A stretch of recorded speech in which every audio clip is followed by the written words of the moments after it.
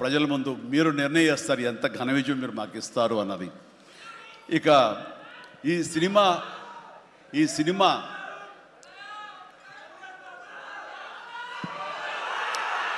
Okay, ఇక ఈ సినిమాలో నేను నెక్స్ట్ చెప్పుకోదగిన వ్యక్తి వెంకటేష్, నా బ్రదర్. ఎప్పుడు కలుసుకున్నా సరే చాలా చాలా సరదాగా మాట్లాడుకుంటాం. ముఖ్యంగా ఇప్పుడు మీ ముందు తమాషాగా కామెడీగా హుషారుగా మాట్లాడినా సరే అతనితో వన్ టు వన్ కూర్చుంటే చాలా ఫిలసాఫికల్గా ఇన్ డెప్త్ ఇంతటి డెప్త్ వ్యక్తి వెంకటేష్. అందుకైనా ప్రతి ఒక్కరు ఇంత పాజిటివ్ మనిషి, పాజిటివ్ వైబ్స్ ఉంటాయి మనిషి చుట్టూరు అంటుంటారు. నిజంగా అతనితో టైం తెలియదు మనకి. ఎంతో తన ఏజ్కి మించినటువంటి విషయాలు తెలియజేస్తూ జీవితం యొక్క పరమావధి ఏంటి, జీవితం ఎలా ఉండాలి, ఎంత పీస్ఫుల్గా ఉండాలి చెబుతుంటే కనుక నాకు మోడర్న్ డ్రెస్ వేసుకున్న చిన్న సైజు గురువులాగా అనిపిస్తుంటాడు వెంకటేష్. నిజం. సో అలాగా సినిమా జీవితాన్ని తన వ్యక్తిగత జీవితాన్ని రెండు బ్యాలెన్స్ చేసుకుంటూ చాలా చక్కగా ముందుకు సాగుతూ ఎంతో ఇన్స్పైర్గా ఉంటుంది వెంకటేష్. ఇక ఈ సినిమాకి వచ్చేసరికి ఎలా కుదిరింది, ఇందాక అనిల్ రావు ఇప్పుడు చెప్పాడు, ఆ హింట్ ఇచ్చింది మీ ఇద్దరం కలిపి చేసేలాగా ఏదైనా ఒక ఎపిసోడ్ క్రియేట్ చేసి అక్కడ వినియోగించుకుందాం, మా ఇద్దరు కాంబినేషన్ సినిమాకు ఉపయోగపడే విధంగా సినిమాలో అంతర్భాగంగా ఉండేలాగా అన్నందుకు అని చెప్పిన విషయం. ఎలాగా ఇదేంటంటే ఒక ఐదేళ్ల క్రితం అనుకుంటా మీ ఇద్దరం అమెరికా వెళ్ళాం. లాస్ ఏంజల్స్ వెళ్ళినప్పుడు అక్కడ మిత్రుడి ఇంట్లో కూర్చున్నప్పుడు అంత ఎదురు కూర్చొని పిచ్చాపాటి మాట్లాడుకుంటుండగా వాళ్ళు ఎవరు అబ్బా మీ ఇద్దరు చూస్తుంటే చాలా బాగుందండి, ఒక స్టిల్ తీసుకుంటాం అంటూ వాళ్ళు స్టిల్ దిగిపోతుంటే అక్కడ తీయదు.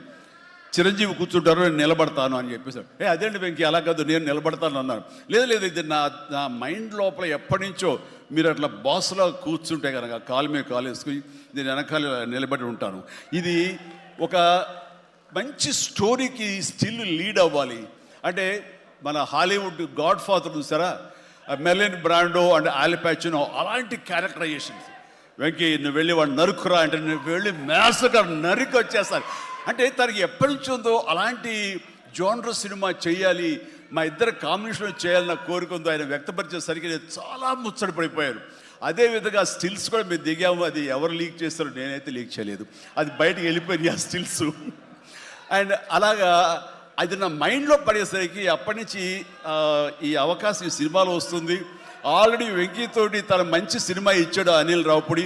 తను మాత్రమే ఇద్దరిని జస్టిఫై చేయగలడు, ఇద్దరికి న్యాయం చేయగలడు అనే ఉద్దేశంతో నేను తనకి హింట్ ఇచ్చినందుకు దాన్ని అత్యద్భుతంగా డిజైన్ చేశాడు.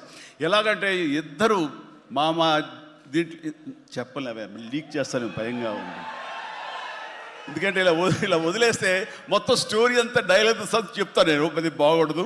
మీకు అక్కడ థియేటర్లో చూసి ఎంజాయ్ చేయండి, అంత బాగుంది. అయితే వెంకితోటి నేను సినిమా షూటింగ్ చేస్తాను లేదు, ప్రతిరోజు ఇద్దరు పిచ్చిగా చేస్తావు. ఎంత ఎంజాయ్ చేసావంటే మీకు వీళ్ళు సినిమా యాక్టింగ్ చేసేట్టు ఉండదు, ఇద్దరు కలిపి అల్లరి కుర్రవాళ్ళలాగా ఆ సెట్లో చేసావు, అదే క్యాప్చర్ చేశాడు.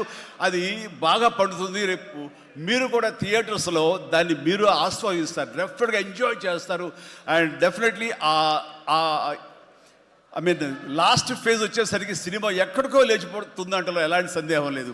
అండ్ ఆ రకంగా ఈ సినిమాకి తన వంతు పార్ట్గా, తన వంతు బాధ్యతగా తను ఒప్పుకున్నందుకు, మేము అడిగినందుకు తను ఒప్పుకున్నందుకు ఈ సినిమాకి పూర్తి స్థాయి న్యాయం చేసి ఈ సినిమా మరో లెవెల్కి చేరుకోవడానికి దోహదపడిన వెంకటేష్కి మనస్ఫూర్తిగా సభాముఖంగా నా ధన్యవాదాలు చెప్తాను.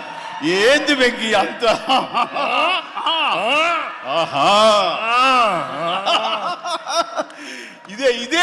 ఇదే సరదా.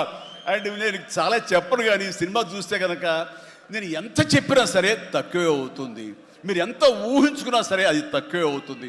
సినిమా చూడండి. మేము చేసినటువంటి 18 రోజులు అనుకుంటా చేశారు వెంకీ. ఈ 18 రోజుల్లో ఒక 7-8 రోజులు సీన్స్, ఒక 5 రోజులు 6 రోజులు సాంగ్, ఇంకా 2 days చిన్న ప్యాచ్ వర్క్.